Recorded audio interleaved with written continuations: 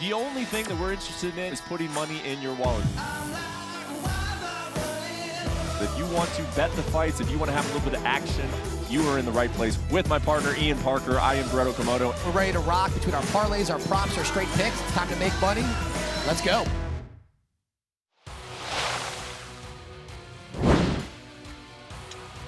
It is that time of the week. UFC Best Bets, taking a look at a UFC Fight Night card in Las Vegas, Nevada. You are looking at the Strip right now. Oh, and now you're looking at the Apex, where the fights will actually take place right off the Highway 215 in my hometown of Las Vegas, Nevada. Looking forward to this main card, headlined by Angry Marvin Vettori versus Jared Cannonier, two fun personalities in the sport and two very good middleweights. We're going to be talking about it from a gambling perspective, as always, with my partner, Ian Parker, who was pay-per-view Ian last weekend. And we know that pay-per-view Ian is a little bit different than UFC Fight Night Ian.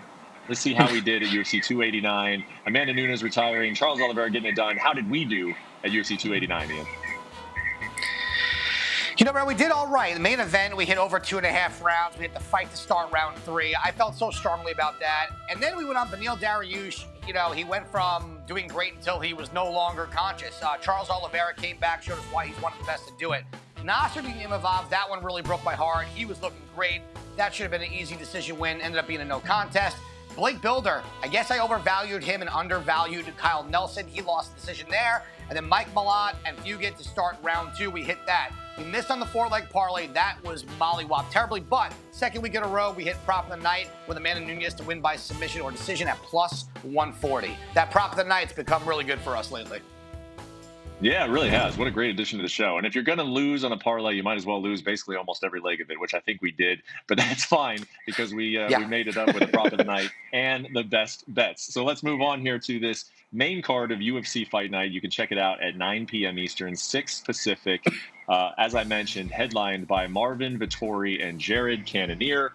A good lineup here for us on this Saturday, again, from the Apex in Las Vegas. Ian, we are going to start off with this middleweight main event between Marvin Vettori, and then we'll move on to Arman Sarukian, who I'm looking forward to seeing back in action against an opponent that I didn't think we saw coming for Sarukian. He's been on a tear. He is ranked number 8, facing an unranked opponent, Joaquin Silva, and then a few more fights that we will discuss all of them as we always do on this main card. But starting with Marvin Vettori and Jared Cannonier. Vettori coming in at minus 125. He was actually higher than that earlier, Ian. I think Vettori opened at minus 150. Now he's moving down. Jared Cannonier taking some of that action. Do you agree with that move? And did this line surprise you at all when it opened at minus 150, Marvin Vettori? You know what? Not really surprising at all. Marvin Vettori is a fighter that he's extremely durable. He's got good cardio. He's well-rounded, and he does a good job executing his game plan. Jared Cannonier is someone who, Brett, I gotta be honest with you, I still have a hard time figuring this guy out. You know, you talk about the fight with Derek Brunson. He got rocked, and he came back and he won. Israel Adesanya, he didn't even show up. And then he goes against someone in Sean Strickland, gets the close win in a very tight fight. He showed a little bit more aggression, more output. And that's what he's going to need against the Italian dream, Marvin Vettori. Vettori is nonstop. A 5-round fight, in my opinion, will favor Vettori against anyone mainly not named Ronald Whitaker or Israel Adesanya. He's got good striking, good wrestling. He's got a good chin. You know, against Roman Dolidze, I think he was a little surprised by Dolidze's stand-up. Dolidze was better than expected. That fight was a lot closer than I expected. I did give it to Vettori. I'm looking here at Vettori to win. The line is low enough where we can take him on the money line. Unless Cannonier does something no one else has been able to do in the UFC and knock out Vettori, I think his volume, his striking, and his pressure is going to get him a win and probably go all 5 rounds. Okay, probably go all 5 rounds. Before we move on to the co-main event, and maybe even your prop of the night is what I hear could be involved in this main event. You said probably over 5 rounds, but how are you thinking about the total on this? And just what have you seen some of in their previous performance? Because like you said, Jared Cannonier can be very devastating, but at the same time, he can kind of take some rounds off. So how do you try to handicap that part of his game? You know, when it comes to Jared Cannonier, I think the reason why his knockouts have not really been there is he's been a little too predictable when he throws that overhand right. What we saw against Sean Strickland, he wasn't trying to force the knockout. He was going for the volume. He was just constantly sticking to the game plan. And that's what probably surprised most of us fighting someone in Sean Strickland who's got that gas tank. I just don't see him knocking out Vettori here. You know, the over 4.5 rounds is a really high price tag. I think it's at minus 225. So if you can get a lower price below minus 200 for it to go to a decision, I think that'll be the case depending on who, no matter who wins, to be honest. I like that analysis, man. Giving our viewers, kind of where you would take the over. Right now, minus 220, little high, even though you think this fight goes the distance. But if you can find it, hey, at anything 2-1 or below, go ahead and jump on it. So yes, we do have Parker's prop of the night in the main event. What do we got here, Ian? 10 out of 12, I think Vettori fights have gone to a decision. So I think Marvin Vettori is going to play it safe here. I think he's going to just do what he does. There's death taxes and Marvin Vettori to win by decision here. We're going to get a plus odds. That's going to be the Parker's prop of the week, of the night. Let's make it the third time in a row. Let's go. All right, let's move on from the main event to the co-main event, and we are looking at the largest favorite, I'm told, since 2020, I believe is the stat, in the co-main event, a lightweight fight between Arman Sarukian and Joaquim Silva. Yeah, man, I know that speaking to Arman's team, it's just like, why are we doing this fight? Arman Sarukian would seem to deserve a little bit of a better matchup here, a higher ranked matchup. You can look at those largest betting favorites over the last 3 years. Look at that, Arman Sarukian, 11-1. So, not that we are, we come across these from time to time, Ian. How are you going about trying to make a wager on this fight, if you are even planning to do so to begin with? I'm actually even surprised this fight was put together. I guess kudos to Arman for taking this fight, because really there's no best case scenario for him here other than getting a quick finish and then maybe getting a fight in Abu Dhabi. I know that's his plan. Joaquim Silva is not even in the 20. When you talk about someone like Arman Sarukian, we keep looking at this guy as a future champ. But every time he kind of gets to that spot, a split decision loss, it's frustrating to see that for him. And you would think that there should be a better fight for him. He keeps telling us how certain people turned him down, which I absolutely hate when it comes to this sport, that fighters even have the ability to do that. For Sarukian, I think he gets this done by TKO or KO. I like under 1.5 here. He's going to make a statement. He has to at minus 1,100. He's got to show the world why he's one of the top guys, why he should get a title shot in the next 2 years, why he deserves a big-time fight in Abu Dhabi. By getting it done quick, that's how you do it at minus 1,100. Yeah, it's interesting, man. It's interesting because there's two schools of thought here, right? It's either get the job done, make a statement, or just make sure, Arman, you do not lose. And if you have to play a little bit conservative, then do that. But you like the aggressive approach from the young Arman Sarukian, and I agree with you. Okay, let's move on to the rest of this UFC Fight Night main card. We'll get your thoughts on all of the fights. Arman Petrosyan taking on Christian Duncan. Duncan is minus 150 against Petrosyan, who comes back at plus 126. Your pick is Duncan. How come, Ian? You know what? I think where Petrosyan is good, Duncan is better. Both good kickboxers, but Duncan also has that black belt in jiu-jitsu. Petrosyan does not have the best takedown defense. I think Duncan gets this done. I think the number could even be a little bit higher. I know he only has one fight in the UFC. He showed great IQ there. I like him to get it done. I also didn't think that Arman beat Rodriguez. So let's go with Duncan. All right, moving right along. You got Pat Sabatini taking on Almeida, who comes in at plus 160. Pat Sabatini to minus 190. You like Lucas here at plus 160 as an underdog. How come? You know what we saw to Pat Sabatini in that last fight against Damon Jackson is that his stand-up hasn't really evolved with the rest of his game. We know he's good on the ground. We know he has good cardio, but Lucas Almeida has all of that plus a really good striking game. I think at plus 160, following Sabatini's knockout loss, I'm going to roll the dice on Almeida. He looked really great in that last fight of his. All right, coming off of that underdog pick, we move to Manuel Torres taking on Nicolas Mata. Mata plus 155 here. So all of these relatively competitive matchups, according to Vegas. Torres comes back at minus 180. What do we think here?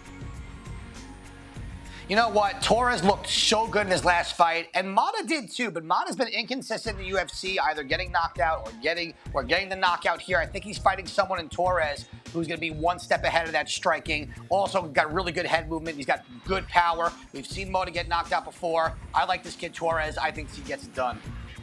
Yep, I like that fight. Could be a intriguing one there on the main card. And then rounding out that main card, you got Muslim Salikov as a minus 190 favorite. He's taking on Nicholas Dalby with all of his experience inside the octagon. What do you like here? You know, I got to go a little chalky here. I think Salikov, when he's at his best, is just above average in regard to this division. I think he can give some people higher up some problems. Just sometimes he fades a little bit if he can't get his game going early. And Dalby's a grinder. He's tough. You know, we've seen him go all 3 rounds. He's a never say die type of guy. But Salikov will have the better hands, will be the better wrestler. If he can control the pace, which I think he can, Salikov gets it done. I'm going to go him at minus 190. All right, friends. Well, that is our 6-fight main card, but we got a whole preliminary card to discuss. So, Ian, take it away. What are your picks for the prelims on this UFC Fight Night? Hani Barcelos at -230. You know, I don't love going over that -200 number here. Just if Johns can't knock him out, I think Barcelos, that's someone who we thought was a good prospect. He still has the opportunity to be that good. I like him there. I'm going Alessandro Costa inside the distance against Jimmy Flick. Look, Flick did not look good in his comeback from retirement fight in his last fight. Costa is a very aggressive fighter. I think he gets it done. I'm going Kang here at +140. We saw Cannonier in his last fight get a knockout. Kang's going to have the better judo. If the fight goes to the floor, I favor Kang. I think he can get it there. Dennis Bodner, you know, this is an interesting fight. I think a lot of people might take Hernandez, but if you go look at Bodner in that last fight, he was winning until he had an elbow injury. And prior to that, very successful fight inside the UFC. I think he's a sneaky play here. I think he gets it done. We're going to go with the new haircut version of Zalgis. You know what? In his fight against Charles, he should have won that fight against Jeff Molina. I think he got robbed also. And Yunus is just not, I don't think he's UFC caliber. I think Zalgis gets that win that he's been trying to get. Teresa Bleda, Roddy Lawrence, and last but not least, Modestas Blukakis against Zach Paga over 2.5 rounds to round out the prelims. Whew, round out a long prelims, but Ian Parker loves that. You give him more things to bet on. Ian is always a happy man. So plenty of options here to put on your parlay. Where are we going with the parlay on Saturday, Ian? You know, Arman Sarukian, I can't believe this is the best I can get for the parlay. -3.5 points. He gets it done inside the distance, or if he wins every round, every card, we're good.